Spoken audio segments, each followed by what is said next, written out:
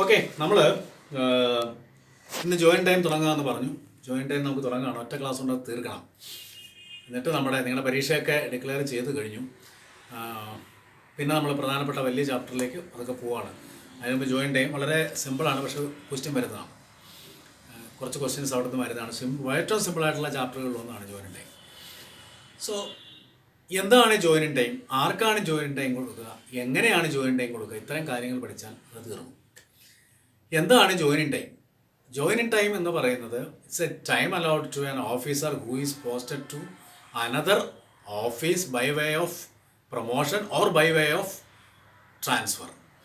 ട്രാൻസ്ഫറിൻ്റെ പേരിലോ പ്രൊമോഷൻ്റെ പേരിലോ മറ്റൊരു സ്ഥലത്തേക്ക് പോസ്റ്റ് ചെയ്യപ്പെട്ട ആൾക്ക് അവിടെ ജോയിൻ ചെയ്യാൻ വേണ്ടി കൊടുക്കുന്ന സമയത്തെ വിളിക്കുന്ന പേരാണ് ജോയിനിങ് ടൈം. സോ ജോയിനിങ് ടൈമിനെ നമ്മൾ രണ്ടായിട്ട് തിരിക്കാം. രണ്ട് പാർട്ടുകളുണ്ട്. ഒന്ന് പ്രിപ്പറേഷൻ ടൈം, രണ്ട് ജേർണി ടൈം. അപ്പോൾ ജോയിനിങ് ടൈമിനെ രണ്ടായിട്ട് തിരിച്ചു. ഒന്ന് പ്രിപ്പറേഷൻ ടൈം, ഒന്ന് ജേർണി ടൈം. ഒരു ആളെ എവിടെയെങ്കിലും പോസ്റ്റ് ചെയ്താൽ അയാൾ ചുമ്മാ നേരം വിളക്ക് വേണ്ടിയിട്ട് അങ്ങ് പോകാൻ പറ്റില്ല. അയാളുടെ ഫാമിലി ഉണ്ടാവും, കുട്ടികൾ പഠിക്കുന്നുണ്ടാവും, അയാൾക്ക് ഒരുപാട് സാധനങ്ങൾ അടുക്കാനും പെറുക്കാനും കൊണ്ടുപോകാനും ഉണ്ടാവും. അതിനൊക്കെ സമയം അനുവദിക്കണം. ആ സമയത്തെ വിളിക്കുന്നവരാണ് പ്രിപ്പറേഷൻ ടൈം. അടുത്തത് ജേർണി ടൈം. പ്രിപ്പയർ ചെയ്തുകൊണ്ട് അവിടെ എത്തിയല്ല, അയാൾ യാത്ര ചെയ്യാൻ കുറേ സമയം വേണം. അപ്പോൾ ആ സമയത്തെ വിളിക്കുന്ന പേരാണ് ജേർണി ടൈം. ഇത് രണ്ടും കൂടെ ചേരുന്നതാണ് ജോയിനിങ് ടൈം. ജോയിനിങ് ടൈം KSRൽ പറയുന്നത് 125 മുതൽ 138 വരെ റൂൾസിലാണ്. ഇത്തരം റൂൾസിലാണത് പറയുക. അപ്പോൾ നമ്മുടെ പ്രധാനപ്പെട്ട പോയിന്റുകളിലേക്ക് അങ്ങോട്ട് പതുക്കെ പോവാം. അത് നമ്മൾ സാധാരണഗതിയിൽ പ്രിപ്പറേഷൻ ടൈം എന്താണെന്ന് ചോദിച്ചാൽ, പ്രിപ്പറേഷൻ ടൈം 6 ദിവസമാണ് സാധാരണഗതിയിൽ ഒരാൾക്ക് കൊടുക്കുക. സാധാരണഗതിയിൽ പ്രിപ്പറേഷന് വേണ്ടി കൊടുക്കുന്നത് 6 ദിവസമാണ്. എക്സെപ്ഷനുണ്ട്, 3 കൂട്ടർക്ക് എക്സെപ്ഷനുണ്ട്. ആ എക്സെപ്ഷൻ ഇതൊക്കെയാണ്. ഒന്ന്, ഒരു സ്റ്റോറിൻ്റെ ചുമതലയുള്ള ആൾക്ക് എക്സ്ട്രാ ആയിട്ട് ഒരു 10 ദിവസം കൂടെ പ്രിപ്പറേഷൻ ടൈം കൊടുക്കാം. സ്റ്റോറിൻ്റെ ചാർജുള്ള ഉദ്യോഗസ്ഥൻ ട്രാൻസ്ഫർ ആകുകയാണെങ്കിൽ ആ സ്റ്റോറിൻ്റെ കണക്കുകൾ ശരിയാക്കാൻ വേണ്ടിയിട്ട് 10 ദിവസം കൂടി പ്രിപ്പറേഷൻ ടൈം കൊടുക്കാം. രണ്ടാമത്, ടിമ്പർ ഡിപ്പോയുടെ ചാർജുള്ള ഒരു ഉദ്യോഗസ്ഥൻ, വനംവകുപ്പിൻ്റെ കീഴിൽ ടിമ്പർ ഡിപ്പോകൾ പലയിടത്തുണ്ട്, അതിൻ്റെ ചാർജുള്ള ഉദ്യോഗസ്ഥന് ഒരു 7 ഡേയ്സോടെ അയാൾക്ക് കൊടുക്കാം.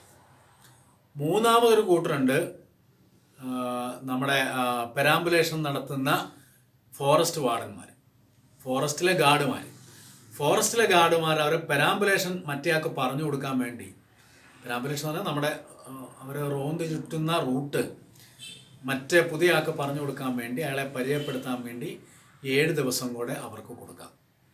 അങ്ങനെയാണ് 3 കൂട്ടർക്കാണ് എക്സെപ്ഷണൽ. സാധാരണ ഉദ്യോഗസ്ഥർക്ക് പ്രിപ്പറേഷൻ ടൈം 6 ദിവസമാണ്. ഇത് കഴിഞ്ഞു. അപ്പോൾ പ്രിപ്പറേഷൻ ടൈം നിങ്ങൾക്ക് ക്ലിയറായി. ഇനി ജേർണി ടൈം. ഈ ജേർണി ടൈം പറയുമ്പോൾ 3 കാര്യങ്ങൾ ഓർത്തിരിക്കുക.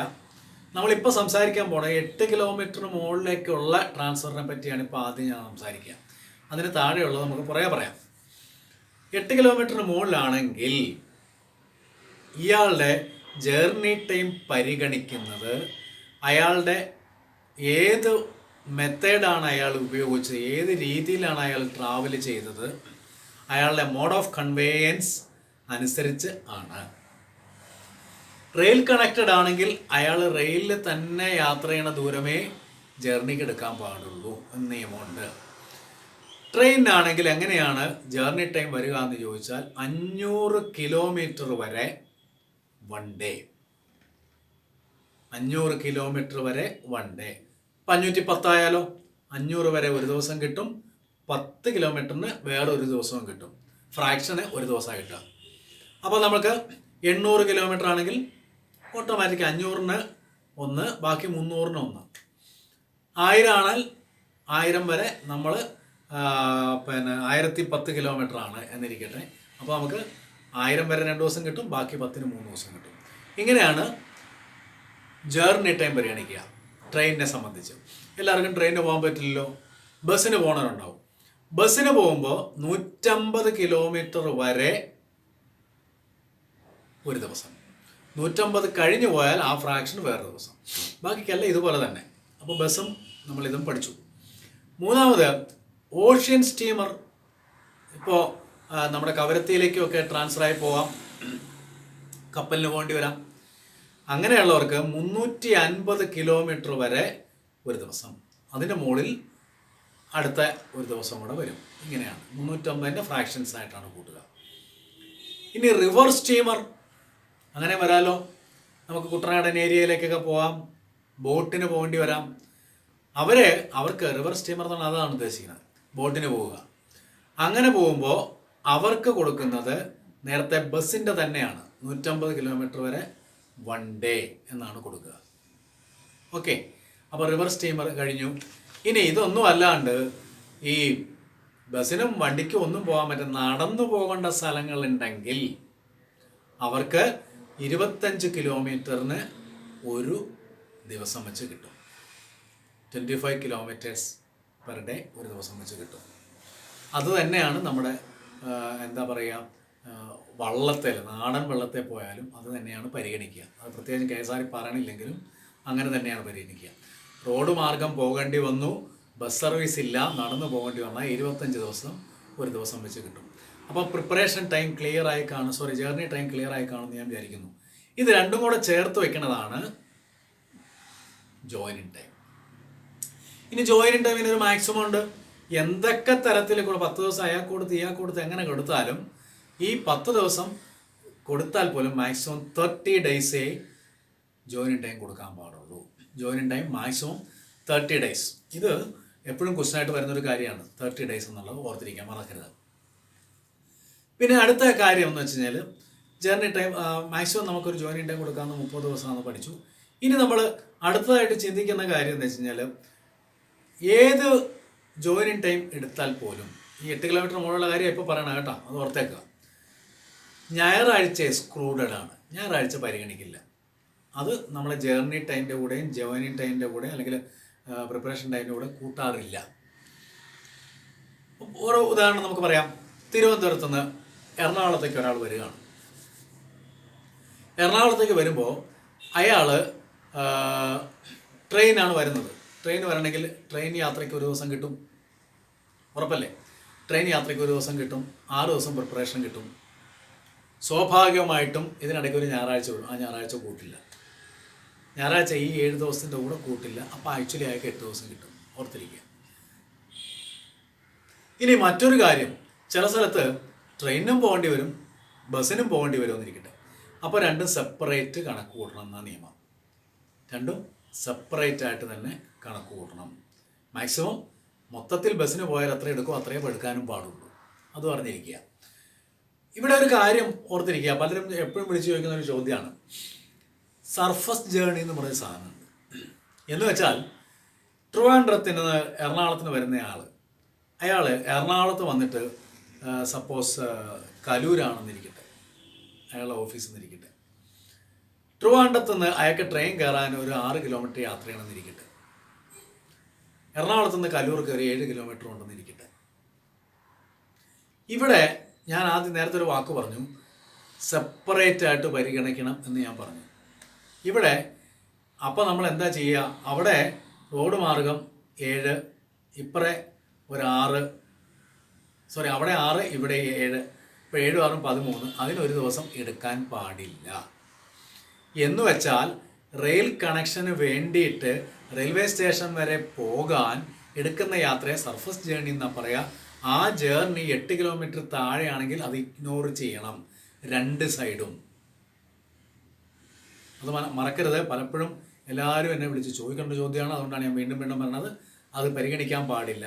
8 കിലോമീറ്റർ മുകളിലുണ്ട്, അത് പരിഗണിച്ചോ, അതിന് വേണം ഒരു ദിവസം എടുത്തു. ഇത്രയാണ് സാധാരണഗതിയിൽ ജോയിനിങ് ടൈമിന് നമ്മൾ പ്രധാനമായിട്ടും പറയുന്നത്. അപ്പോൾ ഞായറാഴ്ച എക്സ്ക്ലൂഡാണ്, പക്ഷേ മറ്റു ഹോളിഡേയ്സ് പരിഗണിക്കും. അറിഞ്ഞിരിക്കുക, മറ്റു ഹോളിഡേയ്സ് നമ്മുടെ ഇതിൻ്റെ കൂടെ എണ്ണുകയും ചെയ്യും, ജോയിനിങ് ടൈമായിട്ട് തന്നെ എണ്ണും. അത് ഓർത്തിരിക്കുക. ഇനി നമ്മൾ അടുത്ത കാറ്റഗറി 8 കിലോമീറ്റർ താഴെയുള്ള ഒരു ട്രാൻസ്ഫർ ആണെന്നിരിക്കട്ടെ. 8 കിലോമീറ്റർ താഴെയുള്ള ഒരു ട്രാൻസ്ഫർ ആണെങ്കിൽ അയാൾക്ക് 1 ഡേയെ കിട്ടുള്ളൂ, ഒരു ദിവസമേ കിട്ടൂ. ആ ഒരു ദിവസത്തിൽ ഞായറാഴ്ചയും പരിഗണിക്കും. ഞായറാഴ്ച പോലും ജോയിനിങ് ടൈമായിട്ട് കൂട്ടും, അറിഞ്ഞിരിക്കുക. അപ്പോൾ ഞായറാഴ്ചയും ജോയിനിങ് ടൈമാണ് 8 കിലോമീറ്റർ താഴെയാണെങ്കിൽ. ഇവിടെ ഒരു പ്രധാനപ്പെട്ട ചോദ്യം, 8 കിലോമീറ്റർ താഴെയാണ് ഇത് കിട്ടുമെന്ന് പറഞ്ഞാൽ ഈ ബിൽഡിങ്ങിൽ നിന്ന് തൊട്ടടുത്ത ബിൽഡിങ്ങിലേക്ക് പോയാൽ കിട്ടുമോ എന്നൊരു ചോദ്യം വരും. തീർച്ചയായിട്ടും ഒരു ദിവസം കിട്ടും. ഒറ്റ കാര്യം അറിയിക്കുക, സെയിം ബിൽഡിംഗ് ആണെങ്കിൽ ജോയിനിങ് ടൈം തരില്ല. സെയിം ബിൽഡിങ്ങിലല്ലാതെ സെയിം പ്രിമൈസിലുള്ള മറ്റൊരു ബിൽഡിങ്ങിലേക്ക് ട്രാൻസ്ഫറിന് പോലും ഒരു ദിവസം കൊടുക്കാം എന്നാണ് KSR പറയുന്നത്. പക്ഷെ അവിടെ ഒരു പ്രധാന കാര്യമുണ്ട്, description of the sanctioning authority എന്നൊരു വാക്കും കൂടെ ചേർത്തിട്ടുണ്ട്. ഇതൊക്കെ മാക്സിമം കൊടുക്കാവുന്ന കാര്യങ്ങളാണ് പറയാം. കൊടുക്കരുത്, ഇത് എടുക്കാൻ പാടില്ല ഒരു സാങ്ഷനിങ് അതോറിറ്റി പറഞ്ഞാൽ അത്രയേ ഉള്ളൂ. അതിനകത്ത് നമ്മൾ ചോദ്യം ചെയ്യാനൊന്നും പോയാൽ നിലനിൽക്കില്ല. സാങ്ഷനിങ് അതോറിറ്റിയുടെ അധികാര പരിധിയിൽപ്പെട്ട ഒരു കാര്യമാണ്. ഇത്രയാണ് നമുക്ക് ജോയിനിങ് ടൈം എടുക്കുന്ന കാര്യം പറയാനുള്ളൂ. ഇനി ഇതിൻ്റെ പ്രോബ്ലംസ് വരും, നമുക്ക് പ്രോബ്ലം ചെയ്ത് പഠിക്കാം. പ്രോബ്ലംസ് വരുമ്പോൾ ഒരു പ്രധാനപ്പെട്ട കാര്യം അറിഞ്ഞേണ്ടത്, ഏത് ക്വസ്റ്റ്യൻ വന്നാലും മിക്കവാറും നിങ്ങളെ പറ്റിക്കുന്ന രീതിയിലൊരു ക്വസ്റ്റ്യൻ വരും. ക്വസ്റ്റ്യൻ വരുന്നത് എങ്ങനെയാണ്, നമ്മൾ കാൽക്കുലേഷൻ അനുസരിച്ച് കാൽക്കുലേറ്റ് ചെയ്ത് കൊണ്ടുവരുമ്പോൾ ജനുവരി 26 ജോയിൻ ചെയ്യേണ്ടത്. ഉടനെ ചാടിക്കയറി ജനുവരി 26 എഴുതരുത്. ജനുവരി 26 ഒരു ഓഫീസും തുറക്കില്ല, നമുക്കറിയാം. ആഗസ്റ്റ് 15 ഒരു ഓഫീസും തുറക്കില്ല. അതുപോലെ ഒക്ടോബർ 2 ഒരു ഓഫീസും തുറക്കില്ല. അതുപോലെ ഡിസംബർ 25 ഒരു ഓഫീസും തുറക്കില്ല.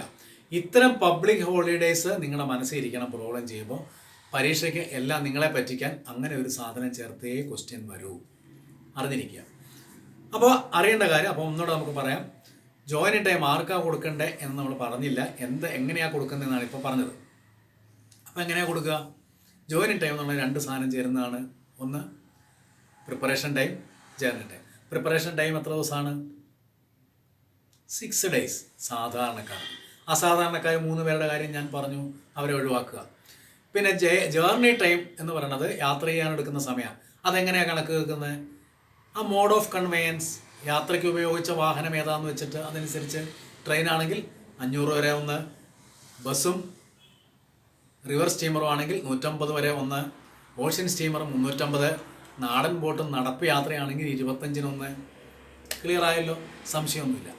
ഇത്രയും കൊണ്ട് നമ്മുടെ ജോയിനിങ് ടൈം തീർന്നു. ഇനി ഇതിനകത്ത് ഇതുകൊണ്ട് ജോയിനിങ് ടൈം തീർന്നതല്ല, ജോയിനിങ് ടൈമിനെ കുറച്ച് പ്രധാനപ്പെട്ട പോയിന്റ് ഇവിടെ പറയാനുണ്ട്.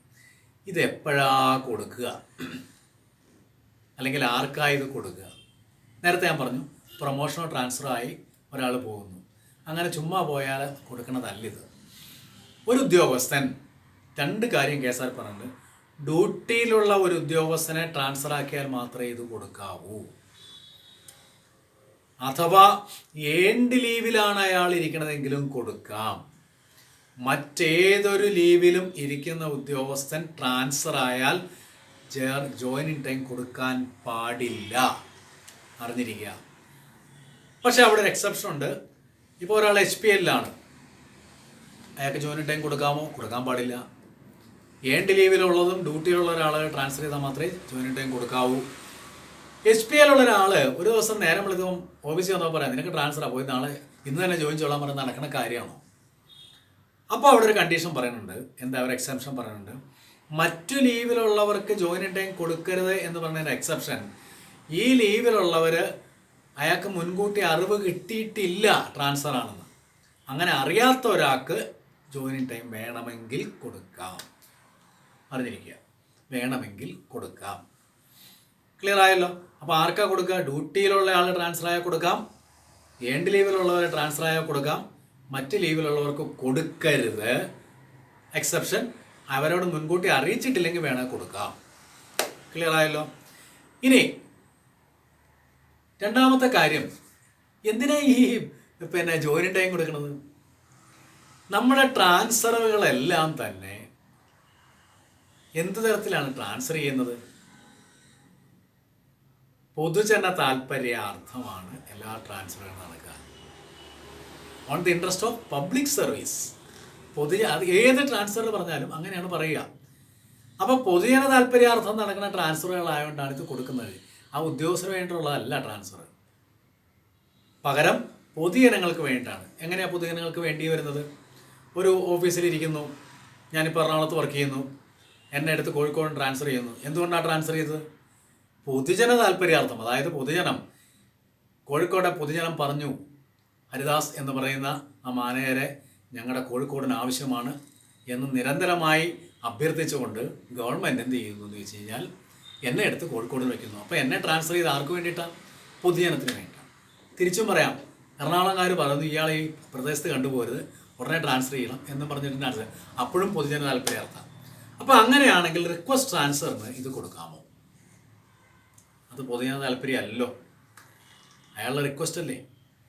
അപ്പോൾ ഇത് കൊടുക്കാമോ? Joining time കൊടുക്കാമോ? അവിടെ ഒരു സിമ്പിളായിട്ട് ഉത്തരവുണ്ട്. ജോയിനിങ് ടൈമിനകത്ത് ജേർണി ടൈം മാത്രമേ കൊടുക്കാവൂ. ആക്ച്വൽ ജേർണി ടൈം മാത്രമേ കൊടുക്കാവൂ. എക്സെപ്ഷൻ ഉണ്ട്. 2019 ഇത് ഒരുപാട് ക്വസ്റ്റ്യൻ എനിക്ക് വന്നതാണ്. പിന്നെ റിക്വസ്റ്റ് ആൻസറിന് നമ്മുടെ KSF-ൽ പിന്നെ ഇത് കൊടുക്കാമോ എന്ന് ചോദിച്ചു. ജോയിനിങ് ടൈം ഒന്ന് വിശദീകരിച്ചേക്കാം. 2019 ഒരു ജിയോ വന്നു. അതായത് റിക്വസ്റ്റ് ട്രാൻസ്ഫർ ആണെങ്കിലും 2017 ജനറൽ ട്രാൻസ്ഫറിൻ്റെ റിക്വസ്റ്റിൻ്റെ കണ്ടീഷൻസ് പാലിച്ചുകൊണ്ട് അപ്ലൈ ചെയ്തിരിക്കുന്ന റിക്വസ്റ്റ് ട്രാൻസ്ഫർ ആണെങ്കിൽ കൊടുക്കാം. ഈ ഒരു ജിയോ കണ്ടുകൊണ്ടാണ് എല്ലാവരും വിളിയോട് വിളി. ഓഡിറ്റേഴ്സിന്, നമ്മൾ ഓഡിറ്റേഴ്സിനും നിലയ്ക്ക് നിൽക്കാൻ നേരെയില്ലെന്ന് പറഞ്ഞിട്ട് ഇന്നലെ ഒരു ഓഡിറ്റർ എന്നെ വിളിച്ചിരുന്നു. അപ്പോൾ അതിൻ്റെ കഥ മനസ്സിലാക്കുക. 2017 ഗവൺമെൻറ് ഡിപ്പാർട്ട്മെൻറ്റിൽ ജനറൽ ട്രാൻസ്ഫറിന് ഒരു ഗൈഡ് ലൈൻ ഇറക്കിയിരുന്നു. ആ ഗൈഡ് ലൈൻ പ്രകാരം അപ്ലൈ ചെയ്ത് ആ ഗൈഡ് ലൈൻ പ്രകാരം ജനറൽ ട്രാൻസ്ഫർ കിട്ടിയതാണെങ്കിൽ ഇത് പരിഗണിക്കാം എന്നാണ് ഗവൺമെൻറ് പറയണത്. ഇത് KSF-ൽ ബാധകമാണോ എന്ന് ചോദിച്ചാൽ ഉത്തരം പറയേണ്ട ഞാനല്ല. കാരണം നമുക്ക് ഗവൺമെൻറ് 2017 കൊടുത്ത ജനറൽ ട്രാൻസ്ഫറിൻ്റെ റിക്വസ്റ്റ് ട്രാൻസ്ഫറിൻ്റെ ഗൈഡ് ലൈൻസ് KSF-ൽ ബാധകമല്ല. അപ്പോൾ ഗൈഡ് ലൈൻ നമുക്ക് ബാധകമല്ല, പക്ഷെ ഞങ്ങൾക്കും എന്ത് കിട്ടണം? ജോയിനിങ് ടൈം കിട്ടണം എന്ന് നമ്മൾ വാദിച്ചാൽ ശരിയാകുമോ? വേണമെങ്കിൽ കൊടുക്കാം, നമ്മുടെ മാനേജ്മെൻറ്റ് തീരുമാനിക്കണം. അതേ എനിക്കിപ്പോൾ ഉത്തരം പറയാൻ പറ്റൂ. സാധാരണഗതിയിൽ ആ ജനറൽ ട്രാൻസ്ഫറിനുള്ള ഗൈഡ് ലൈൻസ് KSF-ക്ക് ബാധകമല്ലാത്തതുകൊണ്ട് ആ ഗൈഡ് ലൈൻസ് അനുസരിച്ച് കിട്ടുന്ന ജോയിനിങ് ടൈം നമുക്ക് ബാധകമാകാൻ പാടില്ല. ഓക്കെ, അത് ബാധകമാണോ വേണ്ടയോ എന്നുള്ളത് നമ്മുടെ മാനേജ്മെൻറ്റ് തീരുമാനിക്കട്ടെ. അപ്പോൾ റിക്വസ്റ്റ് ട്രാൻസ്ഫറിൻ്റെ കാര്യം അതാണ്. ജേർണി ടൈം മാത്രമേ കൊടുക്കാവൂ. രണ്ടാമത്, അങ്ങനെയാണെങ്കിൽ പണിഷ്മെൻറ്റ് ട്രാൻസ്ഫർ കൊടുക്കാൻ പറ്റുമോ? ഒരാളെ പണിഷ്മെൻറ്റ് ട്രാൻസ്ഫർ കൊടുത്തു. അയാൾ ഇവിടെ നിന്ന് അടിച്ചോടിച്ചു. എറണാകുളത്ത് വർക്ക് ചെയ്യുന്ന ഒരു ആളാണ്. ഇവനെ എവിടെയെങ്കിലും വെക്കാൻ പറ്റിയെന്ന് ഗവൺമെൻറ് മനസ്സിലായതുകൊണ്ട് ഗവൺമെൻറ് അവനെ കാസർഗോട്ടേക്ക് വെച്ചു, അല്ലെങ്കിൽ അങ്ങേറ്റത്തെ ഉപ്പളയ്ക്ക് വെച്ചെന്നിരിക്കട്ടെ.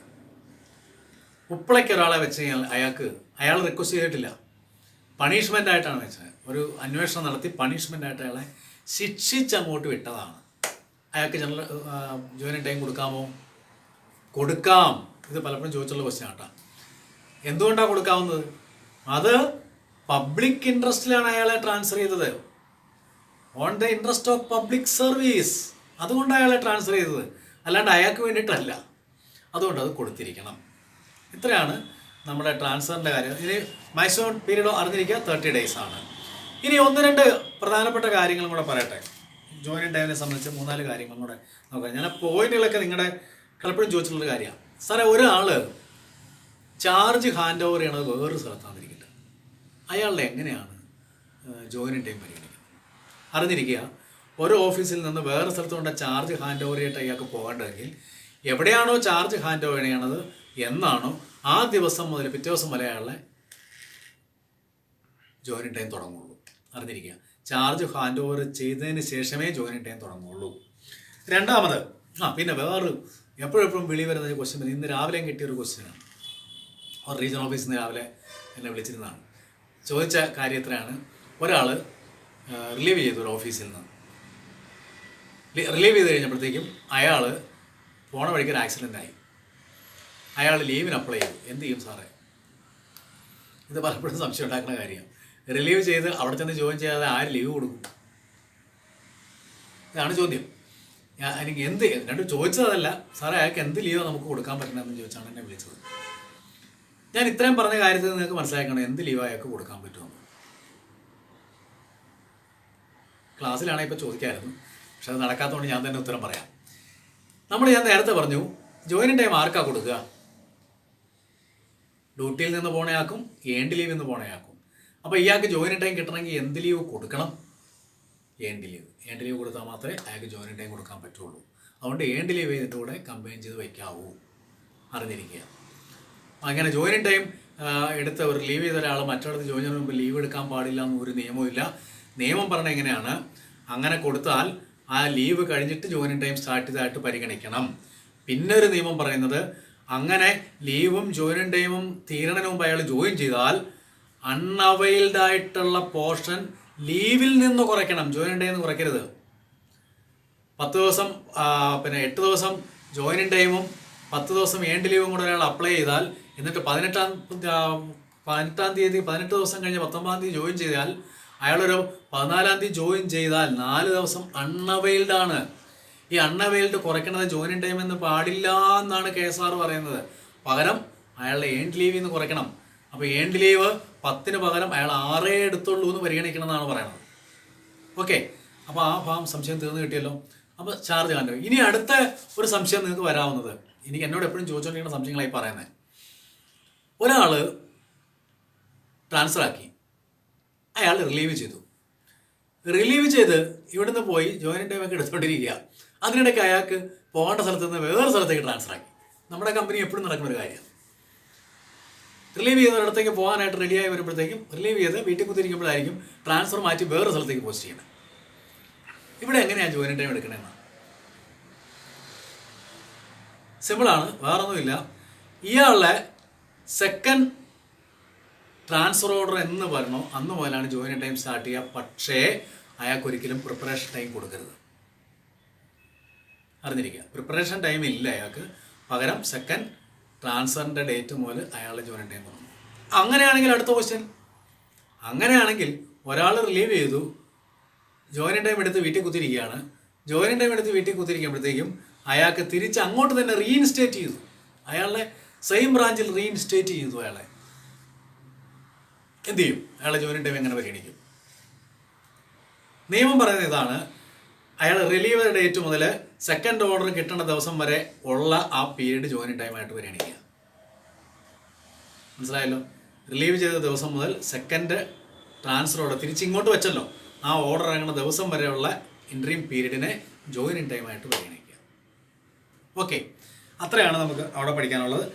ഇനി അടുത്തത്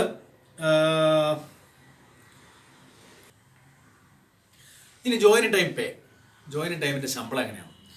ജോയിനിങ് ടൈമിൻ്റെ ശമ്പളം എന്ന് പറയുന്നത് സാധാരണ ഫുൾ സാലറിയാണ്. പക്ഷേ PCA PTA എന്നിവ ഇതിനകത്ത് കൊടുക്കാൻ പാടില്ല. ജോയിനിങ് ടൈമിനൂടെ കൊടുക്കാൻ പാടില്ല, PCAയും PTAയും കൊടുക്കാൻ പാടില്ല. ഇനി കഴിഞ്ഞ ദിവസം വേറൊരു രസകരമായൊരു സംഭവം ഉണ്ടായി, അതും കൂടെ ഒന്ന് പറഞ്ഞേക്കാം. ഒരു ജോയിനിങ് ടൈം ഇതുപോലെ ലീവ് കൊടുത്തപ്പോൾ കാഷ്വൽ ലീവ് കൊടുത്തു. ഒരു കാരണവശാലും കാഷ്വൽ ലീവ് ഇതിൻ്റെ കൂടെ കമ്പൈൻ ചെയ്യരുത്. ഞാനിപ്പോൾ പറഞ്ഞ കാര്യം മനസ്സിലിരിക്കുക, ഏൺഡ് ലീവ് മാത്രമേ അതിനകത്ത് കമ്പൈൻ ചെയ്യാൻ പറ്റുള്ളൂ കേട്ടോ. അതായത് കാഷ്വൽ ലീവ് ഒന്നും ഇതിനകത്ത് കൊടുക്കാൻ പാടില്ല. അപ്പോൾ ഫുൾ സാലറിയാണ് അയാൾക്ക് കിട്ടുക ജോയിനിങ് ടൈം പേ എന്ന് പറഞ്ഞാൽ. ജോയിനിങ് ടൈം പേ എന്ന് പറയുന്നത് ശരിക്കും ട്രാൻസിറ്റ് പേ എന്നാണ് പറയുക. ട്രാൻസിറ്റ് പേ എന്നാണ്, ഫുൾ സാലറി തന്നെയാണ് എക്സെപ്റ്റ് PCA PTA. അപ്പോൾ ഇത്രയും കൊണ്ട് ഏതാണ്ട് ആ ഭാഗങ്ങൾ കഴിഞ്ഞു എന്നാണ് എൻ്റെ ഒരു വിശ്വാസം ജോയിനിങ് ടൈമിൻ്റെ കാര്യം. പിന്നെ ഇന്നലെ ഒരു കോള് വന്നിരുന്നത് എൻ്റെ ഒരു സുഹൃത്ത് മാനേജർ തന്നെയാണ്. അതേ ഒരു കാര്യം ചോദിച്ചു, ക്ലാസ് കേട്ടിട്ടാണ് വിളിച്ചത്. ഹരിദാ സാഹിബ്, പിന്നെ താന് ലീവിൻ്റെ കാര്യം പറഞ്ഞപ്പോൾ ലീവിൻ്റെ ഓവർ സ്റ്റേയിൽ പറഞ്ഞു, ഓവർ സ്റ്റേയിൽ എന്താന്ന് പറഞ്ഞു, പക്ഷെ അത് എങ്ങനെ റെഗുലറൈസ് ചെയ്യണമെന്ന് പറഞ്ഞില്ല. ഞാൻ ഓർക്കണില്ല, ഞാൻ പറഞ്ഞോ ഇല്ലയോ എന്ന് ഞാൻ ഓർക്കണില്ല. പറഞ്ഞിട്ടില്ലെങ്കിൽ അതിൻ്റെ കാരണം വേറൊന്നുമല്ല, പരീക്ഷയ്ക്ക് ചോദിക്കുന്ന ഒരു ചോദ്യം അല്ലാത്തതുകൊണ്ടാണ് പറയാത്തത്. പക്ഷേ ഇപ്പോൾ ഇൻട്രസ്റ്റ് ഉള്ളതുകൊണ്ട് ചോദിച്ചുകൊണ്ട് അത് പറയാണ്. നമ്മൾ ഈ ഓവർ സ്റ്റേയിൽ വന്നു കഴിഞ്ഞാൽ ശമ്പളം കൊടുക്കില്ല. എല്ലാവരും വിചാരിക്കുന്നത് ഓവർ സ്റ്റേയിൽ വന്നാൽ ലോസ് ഓഫ് പേ കൊടുക്കുക എന്നുള്ളതാണ്.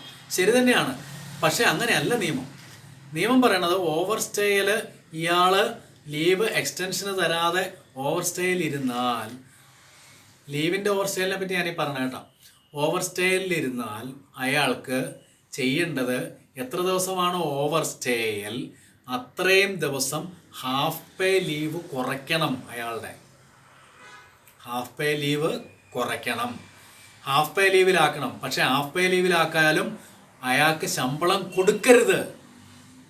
ശമ്പളമില്ലാത്ത ഹാഫ് പേ ലീവ്, ഇത് ഭയങ്കരമായ ഒരു പോയിന്റാണ്, വേറൊന്നുമല്ല. ഇവിടെ 3 പോയിന്റുകൾ പ്രധാനപ്പെട്ട വന്നു. ഒന്ന്, ഒരു ഉദ്യോഗസ്ഥൻ്റെ റിട്ടേൺ റിക്വസ്റ്റ് ഇല്ലാണ്ട് അയാൾക്ക് ഒരു ലീവ് സാങ്ഷൻ ചെയ്യുകയാണ്. സാങ്ഷനിങ് അതോറിറ്റി ചെയ്യുകയാണ്. ഞാൻ ആദ്യമേ പറഞ്ഞു സാങ്ഷനിങ് അതോറിറ്റിക്ക് അധികാരമില്ല. അധികാരമുള്ള ഒരേ ഒരു സന്ദർഭമാണിത്. ഓവർ സ്റ്റേയിൽ വന്നാൽ ഹാഫ് പേ ലീവ് ഡെബിറ്റ് ചെയ്യാം. പക്ഷേ അടുത്ത കാര്യം, ഈ ഹാഫ് പേ ലീവിന് ശമ്പളമില്ല. സാധാരണ ഹാഫ് പേ ലീവിന് ശമ്പളമുണ്ട്, അതുകൊണ്ടാണ് ഹാഫ് പേ ലീവ് എന്ന് പറയുന്നത്. ഈ ഹാഫ് പേ ലീവിന് ശമ്പളമില്ലാത്ത ഒരേ ഒരു ഹാഫ് പേ ലീവ് ഇതാണ്, അറിഞ്ഞിരിക്കുക. ഇനി ഇയാൾക്ക് ഹാഫ് പേ ലീവ് ഇല്ലെങ്കിലോ ക്രെഡിറ്റിൽ, അപ്പോൾ ലോസ് ഓഫ് പേ കൊടുക്കണം. ലോസ് ഓഫ് പേ കൊടുക്കുക. ഈ രണ്ട് കേസാണ്. എന്തൊക്കെ ചെയ്താലും അയാൾ ഓവർ സ്റ്റേയിൽ വിൽഫുൾ ആണെങ്കിൽ അയാൾക്കെതിരെ ഡിസിപ്ലിനറി ആക്ഷൻ എടുത്തിരിക്കണം. ഇത്രയാണ് ഓവർ സ്റ്റേയിൽ റെഗുലറൈസ് ചെയ്യാനുള്ള നിയമം. ഞാൻ പറഞ്ഞതേ ഉള്ളൂ. ഓക്കെ, ദെൻ ഇനി അടുത്ത വേറൊരു ഒന്ന് രണ്ട് സംശയങ്ങളുണ്ട്, അതും കൂടെ ജസ്റ്റ് ഒന്ന് പറഞ്ഞേക്കാം. നമ്മളെ പലതും നമുക്ക് ഈ KSRന്റെ പരീക്ഷയായിട്ട് ബന്ധമില്ലാത്തതുകൊണ്ടാണ് ഞാൻ അവോയ്ഡ് ചെയ്യാൻ നോക്കണത്. എങ്കിലും ഒന്ന് പറയാതിരിക്കാൻ നിവൃത്തിയില്ല. പറഞ്ഞ അത് ഒരെണ്ണം നമുക്ക് ആവശ്യമില്ലാത്തൊരു സംശയമാണ്. അത് ഞാൻ ലാസ്റ്റ് പറഞ്ഞുതരാം. അത് ചോദ്യം ഇത്രയേ ഉള്ളൂ. 59 വന്ന KSR ആക്ച്വലി എന്തുകൊണ്ടാണ് നമ്മുടെ ആക്ട് ഇല്ലാണ്ട് വന്നത് എന്നൊക്കെയാണ്. അതിൻ്റെ ഒരു ചരിത്രമുണ്ട്, അത് ഞാൻ പിന്നീട് പറയാം. ഇപ്പം അതിന് നേരെയില്ലാത്തതുകൊണ്ട് അത് വിട്ടു. എന്തുകൊണ്ടാണ് വന്നതെന്ന് ഞാൻ പിന്നീട് വിശദീകരിച്ചു തരാം. പിന്നെ അടുത്ത രസകരമായ മറ്റൊരു ചോദ്യമാണ്, പലരോടും ചോദിച്ചിട്ട് ഉത്തരം കിട്ടാത്തൊരു ചോദ്യമാണ് എന്ന് പറഞ്ഞിട്ട് എന്നെ വിളിച്ചത്. പക്ഷേ എനിക്ക് അത്ഭുതം തോന്നുന്ന വേറെ ഒന്നുമല്ല, പലരോടും ചോദിച്ചാൽ ഉത്തരം കിട്ടേണ്ടത് തന്നെയാണ്. ചോദിച്ചു കാണിയില്ല, അറിയാവുന്നവരോട് ആരും ചോദിക്കാത്തതുകൊണ്ടാണ്. ചോദിച്ച ചോദ്യം ഇതാണ്. സാറ് ആദ്യം ഒരു റിക്രൂട്ട്മെൻറ്റ് റൂൾസിനെ പറ്റി പറഞ്ഞു. Kerala state and subordinate service rules, KS and SSR. ഈ ഒരു സാധനം സാറ് പറഞ്ഞു. അപ്പോൾ അദ്ദേഹത്തിന് ചോദിച്ചാലുള്ള സംശയം ഇതാണ്, കേരള സ്റ്റേറ്റ് എംപ്ലോയീസും സബോർഡിനേറ്റ് എംപ്ലോയീസും എന്ന് പറഞ്ഞ് രണ്ട് തരം എംപ്ലോയീസ് ഉണ്ടോ സാർ? അതാരാണ്? എല്ലാവരും സർക്കാർ ഉദ്യോഗസ്ഥരല്ലേ? Kerala state and subordinate service rules എന്ന് പറയുമ്പോൾ KS SSR എന്ന് പറയുമ്പോൾ രണ്ട് തരം ഉദ്യോഗസ്ഥന്മാരുണ്ടെന്നല്ലേ അതിനർത്ഥം? സ്റ്റേറ്റ് എംപ്ലോയീസും സബോർഡിനേറ്റ് എംപ്ലോയീസും ഉണ്ടെന്നല്ലേ? അങ്ങനെ ഉണ്ടോ? എല്ലാവരും സർക്കാർ ഉദ്യോഗസ്ഥരല്ലേ? ഇതാണ് ചോദ്യം. അറിഞ്ഞിരിക്കുക, രണ്ട് തരം ഉദ്യോഗസ്ഥരുണ്ട്. അതായത് സ്റ്റേറ്റ് എംപ്ലോയീസ് എന്ന് പറയുന്നത് ശരിക്കും ഗസറ്റഡ് ഉദ്യോഗസ്ഥരും അവരുടെ മുകളിലുള്ളവരാണ്. ബാക്കിയുള്ളവരെയൊക്കെ സബോർഡിനേറ്റ് സർവീസിൽപ്പെട്ടവരാണ്, അറിഞ്ഞിരിക്കുക. പക്ഷേ രണ്ട് തമ്മിലൊരു വ്യത്യാസവും ഇല്ല, എല്ലാവർക്കും ഒരേ റൂളൊക്കെ തന്നെ. പക്ഷെ പറയുന്നത് അങ്ങനെയാണെന്ന് മാത്രം എന്ന് അറിഞ്ഞിരിക്കുക, വേറെ ഒന്നും അവിടെ പറയാനില്ല. അപ്പോൾ ഇത്രയും കൊണ്ട് നമുക്ക് പതുക്കെ ജോയിനിങ് ടൈം തീർന്നു എന്നാണ് എൻ്റെ വിശ്വാസം.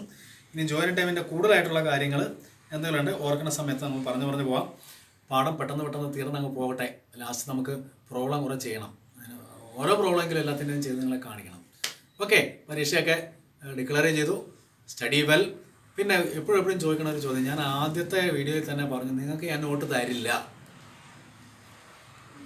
തരില്ല. നിങ്ങൾ ഓരോ പാഠം കേട്ട് നിങ്ങൾ സ്വന്തം ഭാഷയിൽ നോട്ട് പ്രിപ്പയർ ചെയ്യുക.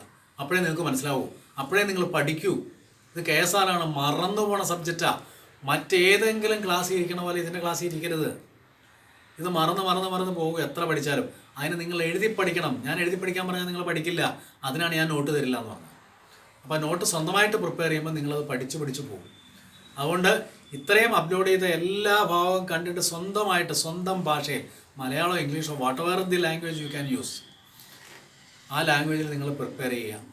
പക്ഷേ അവസാനം പരീക്ഷയ്ക്ക് മുമ്പ് ഞാൻ എൻ്റെ നട്ട്ഷെല്ലായിട്ട് തരും, ഇമ്പോർട്ടൻറ്റ് പോയിൻറ്റുകൾ മാത്രം. അത് ഒരു നോട്ടായിട്ട് ചിന്തിക്കേണ്ട, ഇമ്പോർട്ടൻറ്റ് പോയിൻറ്റ്സ് നിങ്ങൾക്ക് തരും.